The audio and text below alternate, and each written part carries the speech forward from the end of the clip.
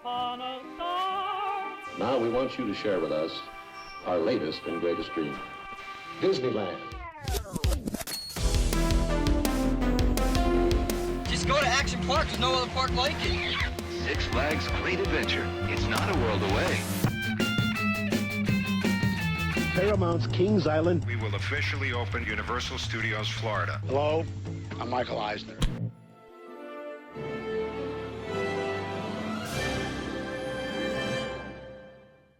Now, here is your host. Welcome back to the Defunct Land podcast. Today is a very special podcast episode because it is the last ever podcast episode of the podcast as we know it. And here joining me to discuss the future of Defunct Land, the podcast, Debunked Land, we got a lot of stuff going on. What do you want me to... Heath, will you come in and say something? I'm floundering here. Hi there, I'm Heath. What up, Kevin? How you doing? Good. Heath, do you want to tell me why you're here? And just take a Yes. guess, considering I just messaged you. Well, it sounds to me like and we're starting the new Debunked Land series, so that just aired that episode, which went over real well. And then we're starting the new format for podcasts as well, right? Well, yeah, but tell the audience what you do. You know, they don't read the credits. Oh, right, of course, yeah. So I'm editing the Debunked Land series. Great, Heath. Yeah, sorry. Then that's what you did. That's what you do. I don't know. I set you up to fail right there. It's all good. This is a very, like I said, special episode because it's the last episode of what I'm calling the podcast season 1. Essentially, I made a mistake. Can you believe that, Heath? No, I don't believe you did, actually. I didn't? Oh, you don't even know what it is? I don't think you did. Okay, good. That's the right response. Sounds Yeah. like I'm running a YouTube conglomerate channel and I'm your boss. We already just discussed that this is actually just a cult. So Yeah, no, this is all a ploy to wring money. No, considering that I don't have sponsors for these podcasts, I hope everyone knows that's not the case. The real reason I made a mistake is that the way the podcasts are structured right now is not good. The guests have been incredible. Thank you to everyone if you're listening, and even those of you that haven't been on and are listening. Just really thank you to everyone that's been listening. Thank you to everyone that's been on the show. Everybody's been fantastic and interesting, had something unique and fresh to say. The problem was with me. It was the way that I was marketing the podcasts. Essentially, the way I set up the podcast is I would say, like Defunct Land podcast episode, whatever, and then I would do some sort of pun that related to what we were talking about, such as like the last one was Disney See, Disney Do, which I thought was pretty good. But yeah, it was. Thank you, Heath. That's why you're here. To film I'll just those. give you credit every now and again. I'll be like, boy, Kevin, that was a really good comment. Thank you, Heath. And also like musing on Magic Kingdom and just all of these. Creating Captain EO. I'm just going through all of the times I used like alliteration or I used puns or something. And it to me that was fun. It was like, okay, this is the podcast episode, and then I'm just going to have a guest on, and we're just going to let the conversation go wherever it goes, and the focus is just going to be on a fun discussion.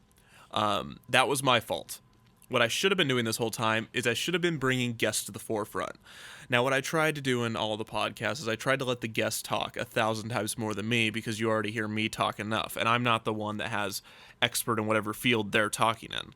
And so we're still going to stay with that format, but each one, we're going to try to ring them in. As in, instead of having, when we did... Ron Schneider's a good example. Ron Schneider has 1 billion stories to tell, right? Mm-hmm. Did you listen to those podcasts, Heath? Oh, yeah, of course. Yes, of course. Thank you, Heath. Is that the first time I did it, he would say something.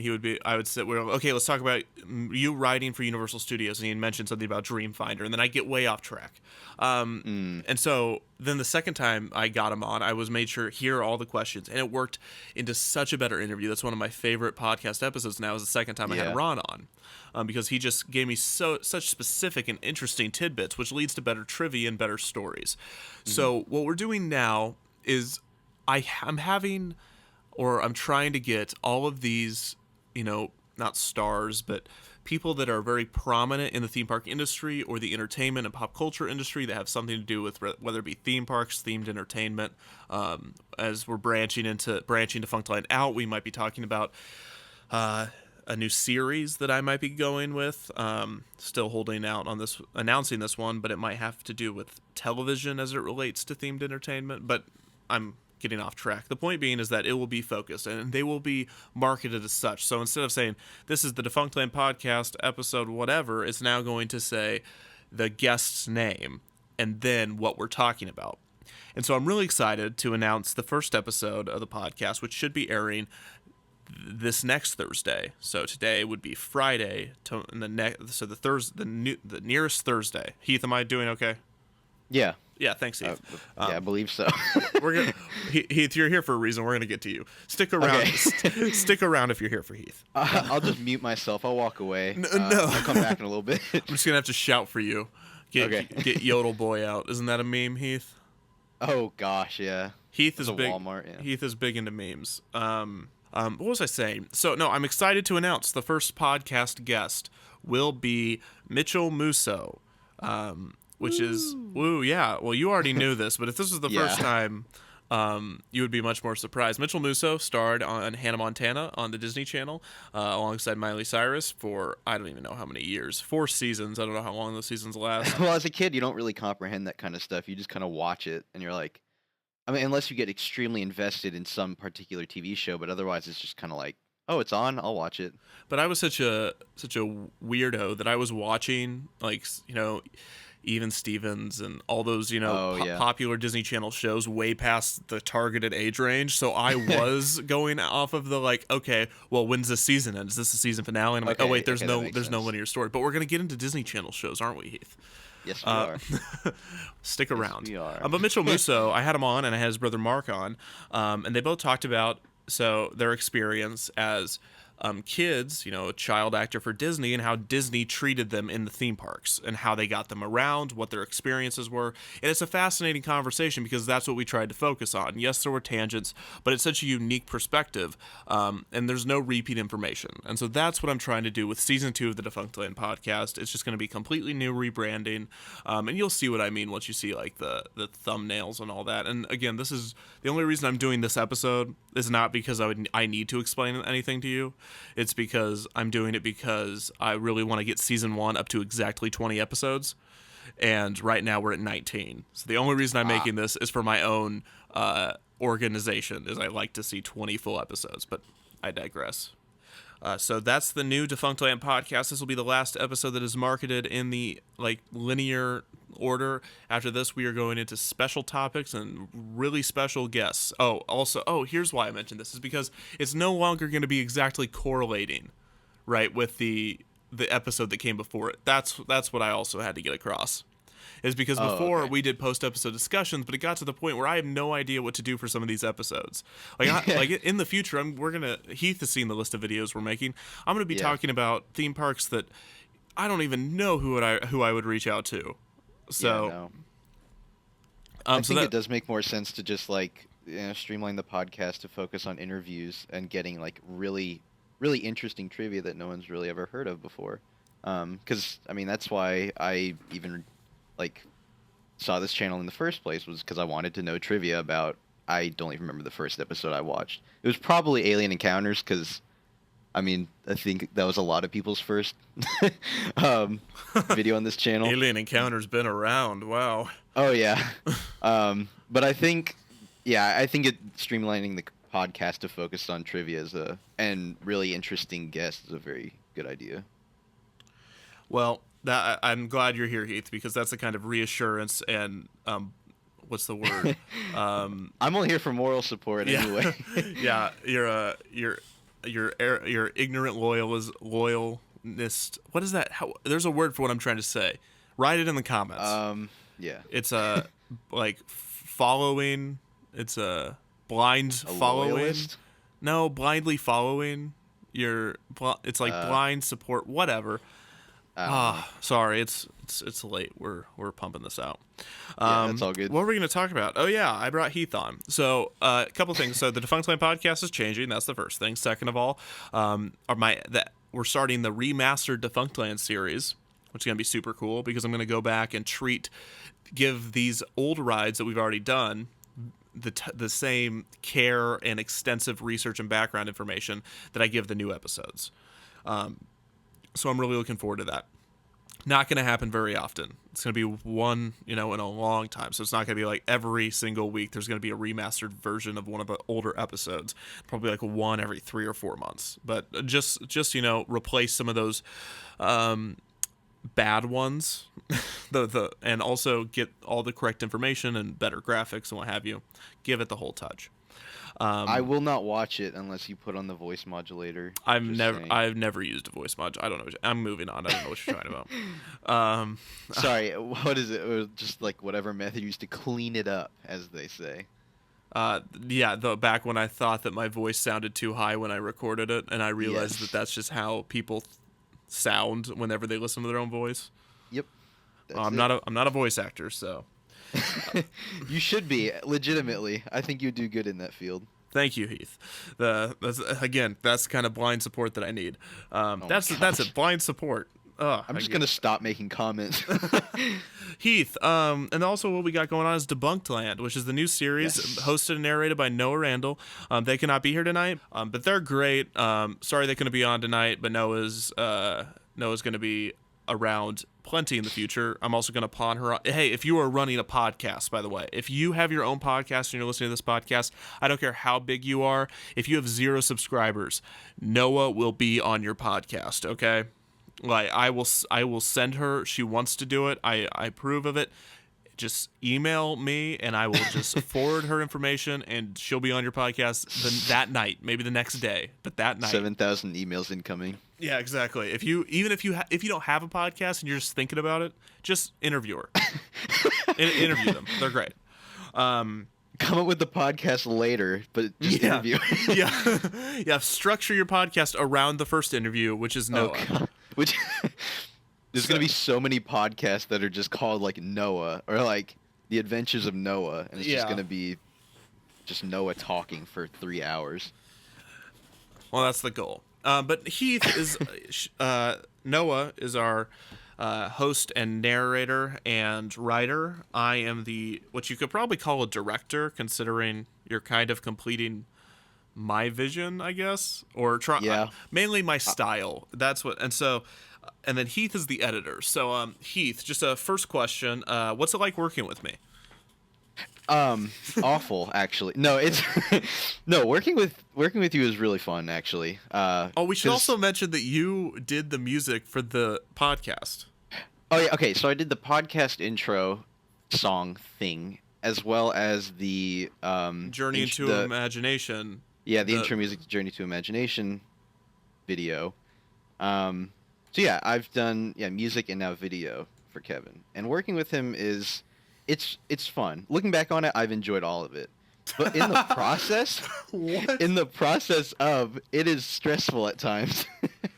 No, part of it is you have a very specific vision, and I respect that. Oh my gosh, that's the start to like a letter. That is the start to a horrible letter about me. He has a specific vision, but the way in which he goes I'm not gonna slander you because it wouldn't be true because I do like working with you. The problem is that I like working with you, but no, it's all on me at this point. My vision, or like whatever my idea is, just isn't. It doesn't fit the Defunctland theme or like style, we'll say, and I recognize that because I'll look back at old stuff that I've done, or at least old versions of like. Just the other day, I was going back and looking over the old Debunkland renders, or like the original song renders that I had come out for either the podcast intro or the One Little Spark remix. And like, I mean, I'm gonna be selfish and say, yeah, I like them, but at the same time, they don't fit really. They didn't fit the episode for sure, but they didn't really fit just like the general feel of Defunctland or Kevin's style. If that makes any kind of sense. So okay, wait. So you're saying you liked the first versions of Debunked? No, I'm not saying. But like after we had come up with a coherent theme, for Debunked Land, like the Manila folder and corkboard and all that stuff. And then there was still like just edit after edit of fine tuning and slowing things down and kind of figuring out a pace for it. All of that stuff, like, because I mean, you mentioned it before too. I'm more of a fast editor. Like, the style of my edits are quicker. And you were kind of like, no, let that shot go on for a little bit more, or extend that Eisner clip out because he says something funny. And I'm like, yeah, you're right. Because going back, you did the same thing, and that's just how Debunked Land is. And I like that style, but it took me a bit to realize what that was, if that makes sense. Yeah, or I would tell you, hey, you misspelled this, or hey, you. Okay. That actually brings up a point. I'm so mad because in the Debunked Land episode, somebody had pointed out that I misspelled wielding when it said wielding a flashlight on the second question, and I looked at that slide over and over and over again, and I'm like, that doesn't look right, but I'm pretty sure that's how you spell it. But I never actually looked it up. I had I known, I wouldn't have even done anything. Really? No, well, the only time I've ever taken down an upload was The Fantastic World of Hanna-Barbera. I misspelled Hanna-Barbera in the title sequence, and I took it down. People got crazy mad at me for it, but I had to take it down. So, but yeah, the Debunked Land's a lot of fun to do. It's interesting because both you and Noah have the talent. You just aren't autonomous yet, I think is the best way to put it. But you're getting, that was just the first episode, and it went swimmingly compared to how it could have gone, you know? Yeah, I agree. It was just fantastic. I mean, like, I tried to be as nice as possible, but still being like, okay, I mean, I didn't hold back. I had tried to have a gentle tongue, but I definitely didn't like give you any leeway. You have a vision. Yeah, and not to say that I'm a visionary. I mean, people hate my style, I'm sure, but at least it's consistent, and that's all. That's my main point of this channel, and at least the podcast, is me just talking about how much I love consistency. Right. Yeah. I will say that I definitely prefer you. If you were to be like, Heath, this actually like sucks, please redo the entire video, I would much rather have that than you go, yeah, this is it's pretty good, and then they upload it and it's trash and everybody hates it, and then I'm like, what happened? Kevin said it was great, therefore it must have been great. But no, I'd much rather you be like, there needs to be 78 more edits before in 4 hours, and I'm like, okay, it's done. Yeah, I will do them. We did. That's not that much of an exaggeration. I mean, that video got edited, like finalized, what, 30 minutes before it released? Yeah. That? I don't even know. But no, the Debunked Land is going to be a lot of fun. The second episode is going to be super fun from what I've seen already, and it's awesome because, both of you have started to kind of take it on to yourselves, which is exactly what needs to happen in order for me to continue making Debunked Land and doing Debunked Land. So this is just more content, which is great. My main problem on Debunked Land right now is I cannot stop writing. If I just because in order to tell you a linear story, I need some time.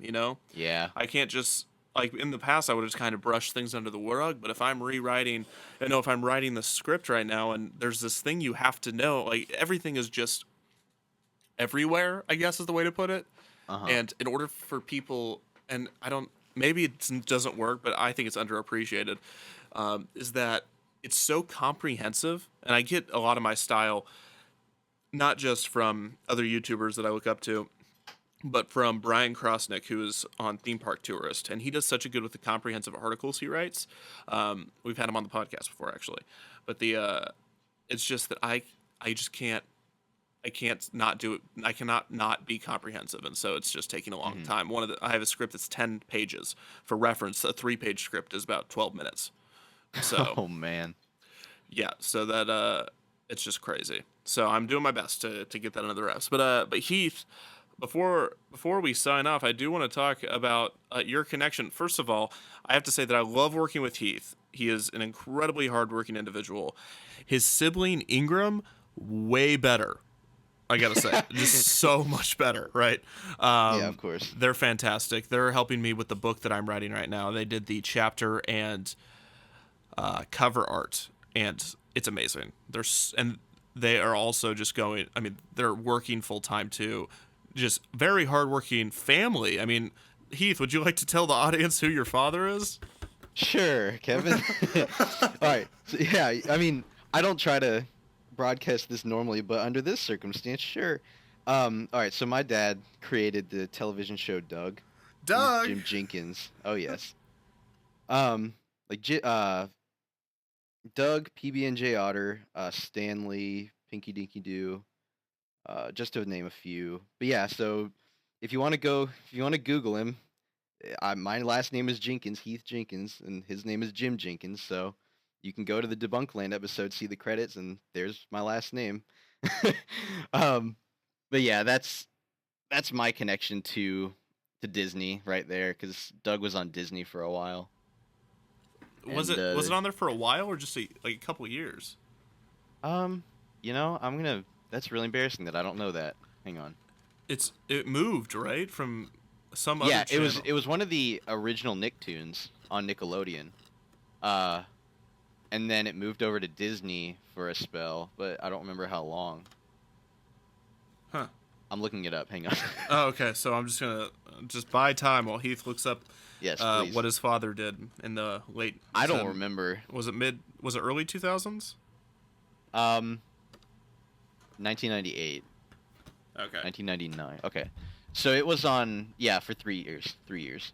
Okay. It's on Disney. Well, that is a very cool connection that I just thought I'd mention, because those are the kind of trivia and tidbits that you'll be looking forward to in the Defunctland podcast season 2. You don't get to hear that on just regular Defunctland episodes. You don't get to hear Debunkland. or Defunctland podcast. Yeah, just you never hear about who's related to the creator of Doug. Oh, yeah. But yeah, that's awesome. Is there anything else? I mean, we just got so much stuff coming down the pipe that I don't even know what to do. We could just spoil the entire schedule, but yeah, we could leak it. We have 56 planned episodes. Can you believe that? Oh yeah. 50 podcast, Defunctland, and special Including episodes. What? We have 56 by the end of the year.